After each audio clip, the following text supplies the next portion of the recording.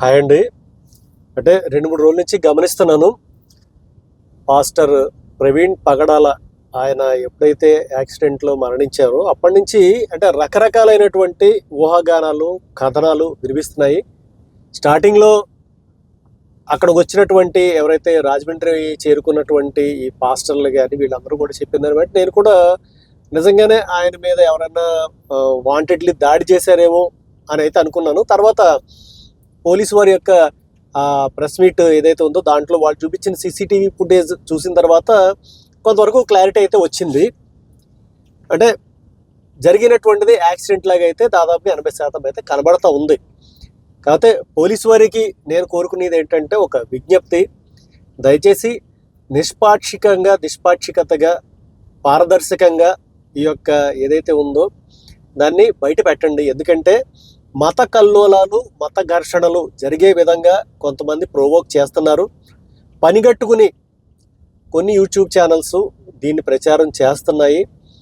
ఇంకొకటి, మీడియా సోదరులారా, 9, 10 లేకపోతే ఇంకోటి ఏవైతే ఉన్నాయో మిమ్మల్ని అందరినీ కూడా అమ్మనా బూతులు తిడుతున్నారు. ఏ అంటే వాళ్ళకి సంబంధించినటువంటి మ్యాటర్ని మీరు దాచేసి మీరు ప్రచారం ఎందుకు చేయట్లేదు అంటున్నారు. ఎక్కడైనా సిగ్గు బుద్ధి తెచ్చుకోండి. పని కట్టుకుని పాపం 24/7లో దాదాపు 20 గంటలు మీరు అవే ప్రసారం చేశారు, నాకు తెలుసు. ఎందుకంటే నేను చూస్తూనే ఉన్నాను కాబట్టి.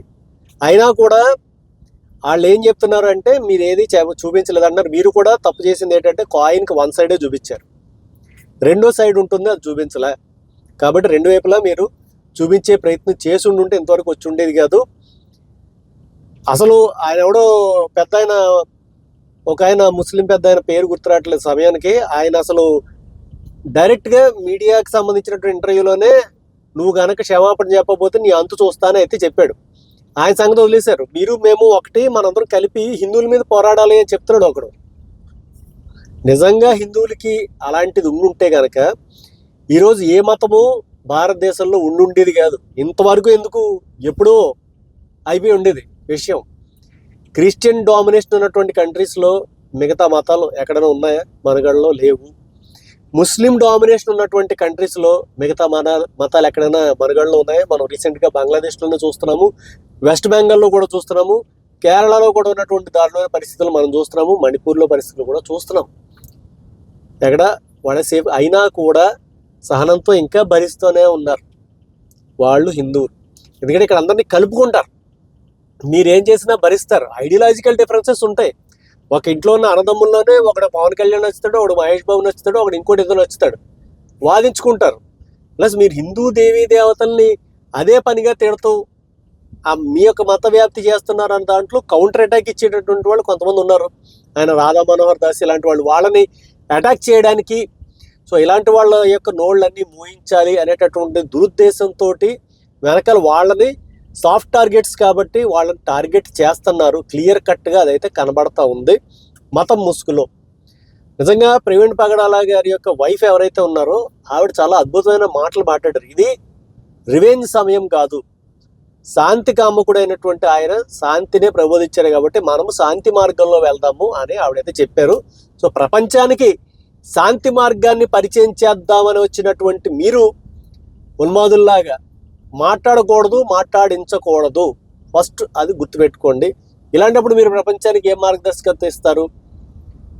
ఇంకోటి, ప్రవీణ్ పగడాల గారు చనిపోయారు, మర్నాడు ఒక పాస్టర్ గారు యాక్సిడెంట్లో చనిపోయారు, మొన్న ఇంకొక ఆయన కూడా చనిపోయాడు. ఆ పాస్టర్ గారిని కూడా హిందువులే చంపేశారు లేకపోతే ఏదో చంపేశారు, ఎందుకు మాట్లాడలేదు మీరు? వై? సో దీనికి కూడా ఒకసారి ఆన్సర్ చెప్పండి. ఆ కేఏ పాల్ ఆయన వచ్చి అంటాడు పవన్ కళ్యాణ్ ఏదో చేశాడు అంటే, ఇప్పుడు సనాతన ధర్మం గురించి మాట్లాడడము ఆయన చేసిన తప్ప? పవన్ కళ్యాణ్ గారు సనాతన ధర్మం గురించి మాట్లాడడం చేసిన తప్పు అయితే క్రిస్టియానిటీ గురించి మాట్లాడే అర్హత మీకు కూడా లేదు, మీరు కూడా మాట్లాడకూడదు. భారతదేశంలో ఉన్నవాడు ఏ మతం వాడు ఆ మతం గురించి మాట్లాడతాడు, దాంట్లో తప్పేముంది? మీకు సంబంధించిన రాజకీయ నాయకులు బహిరంగంగా వచ్చి అక్కడికి వచ్చి క్రిస్టియానిటీని మరి డెవలప్ చేయలేదా? దాని గురించి మాట్లాడలేదా? ప్రార్థనలు చేయలేదా? చేస్తారు, దానికి మేమే నొచ్చుకోలేదే. అలాంటప్పుడు సనాతన సాంప్రదాయంలో ఉన్నప్పుడు, హిందూ మతాన్ని అవలంబిస్తున్నప్పుడు సనాతన ధర్మం గురించి దాన్ని బాగు చేయడానికి పాటుపడతాము అన్నాడే తప్ప మిగతా మతాలను లేపేస్తా తీసేస్తానని అతను అనలేదు. కాబట్టి ఆ నోరు జాగ్రత్తగా పెట్టుకోండి పాల్ గారు, అది కూడా కరెక్ట్ మాటలైతే కాదు. కాబట్టి అంటే ఇప్పుడు ఆయన సీసీటీవీ ఫుటేజ్లు ఏదైతే ఉన్నాయో ప్రవీణ్ పగడాల గారు, సో అవి కూడా చూసాము. సో అందులో రైట్ సైడ్ ఆయన లైట్ సిగ్నల్ లైట్ వేసుకుని బ్లింక్ అవుతూ వెళ్తుంది, హెడ్ లైట్ వెలగటం లేదు. అలాగే అక్కడి నుంచి జస్ట్ 10 నిమిషాలు కొవ్వూరు టోల్ గేట్ ఏదైతే ఉందో దాన్ని దాటుకుని ఎదురుకి రాగానే ఒక కారు వెళ్ళిన తర్వాత అక్కడ దుమ్ము రేగినటువంటి విషయం అయితే చూసాము. ఆ కారు గుద్దేసిందా లేకపోతే ఈయన పడిపోయాడా, ఆ పడిపోవడం వెనకాల ఉన్నటువంటి కారణం ఏంటి? ఎందుకంటే ఆయన సరిగ్గా వెళ్తున్నట్లేదు, ఇలా ఇలా ఇలా ఇలా వెళ్తూ వెళ్ళాడు ఆయన. సో అలా వెళ్ళడానికి వెనకాల రీజన్ ఏంటి? ఇవన్నీ కూడా ఇంకా తెలియాల్సి ఉంది, కేసు దర్యాప్తులో ఉంది. అంటే వీళ్ళందరూ కూడా ఒక ఐఏఎస్ ఐపీఎస్ చదివి, అంటే ఐఏఎస్ చదివి కలెక్టర్ అయినటువంటి వాళ్ళు, అలాగే అక్కడ మొత్తము గ్రూపు 1, 2, 4 ఇవన్నీ రాసి వచ్చినటువంటి చాలా తెలివైనటువంటి మేధావులైనటువంటి గవర్నమెంట్ అధికారులు ఉన్నారు, ఐపీఎస్ చేసి వచ్చినటువంటి ఎస్పీ గారు ఇలాంటి వాళ్ళు ఉన్నారు. సో వీళ్ళందరికన్నా కూడా ఎక్కువ ఇన్వెస్టిగేషన్ వీళ్ళు చేసేస్తున్నారు. మీరు అసలు ఎవరు ఇన్వెస్టిగేషన్ చేయడానికి? మీరు ఎవరు? ప్లస్ ఆయన పాల్ గారు వచ్చి అంటాడు పోస్ట్ మార్టం జరుగుతుంది అక్కడ కూర్చుంటాను అంటాడు. అలా ఎలా కుదురుతుంది అసలు? అంటే ఏమన్నా ఉండి మాట్లాడుతున్నారా మీరు అసలు?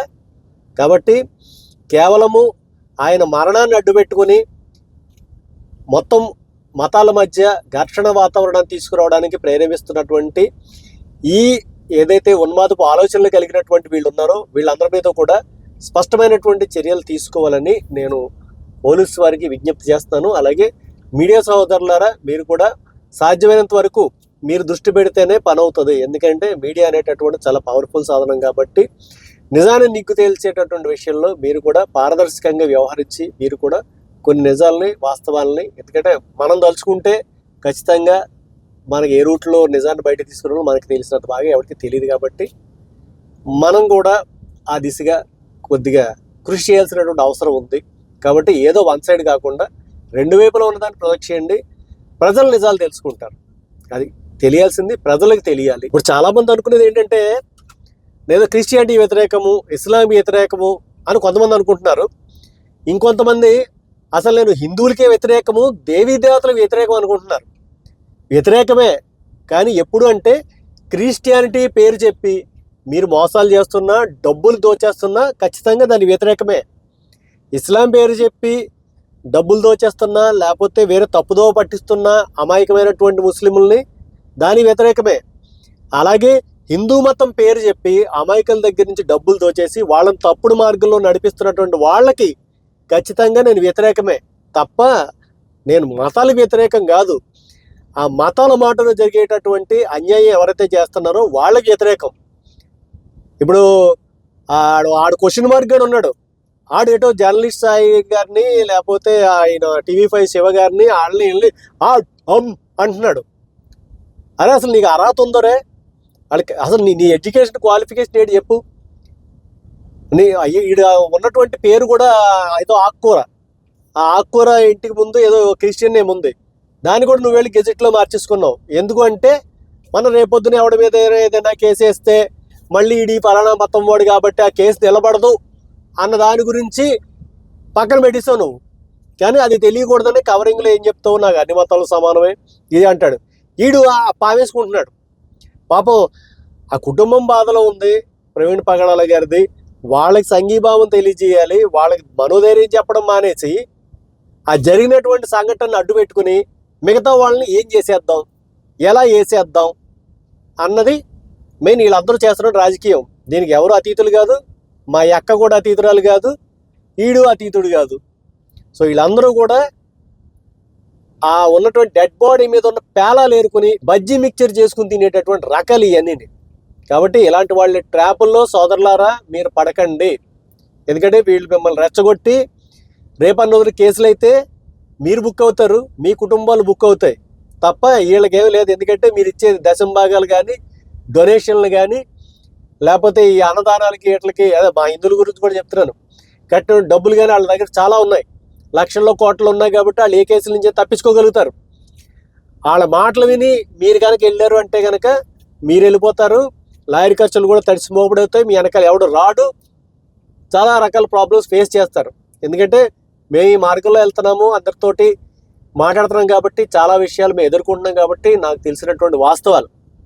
కాబట్టి ఎవరు ఆవేశపడకండి, వీళ్ళు రెచ్చగొడతారు, మీరు ఆలోచించండి. ఎందుకు రెచ్చగొడుతున్నారు అనే విషయాన్ని ఆలోచించండి. ఏమీ లేని దాని గురించి అడౌట్ చేస్తున్నారు. ఒక 2-3 రోజులు ఓపిక పడితే రిజల్ట్ అసలు ఎందువల్ల అనేది వస్తుంది. వచ్చిన తర్వాత నిజంగా ఇది ఎవడైనా చేశాడు అంటే కనుక ఖచ్చితంగా వాడి మీద 100కి 1000% చర్యలు తీసుకోవాల్సిందే. దాన్ని నేను కూడా సపోర్ట్ చేస్తాను. అది విషయము. సో ఫైనల్గా this is Surya signing off. జై హింద్, జై భారత్.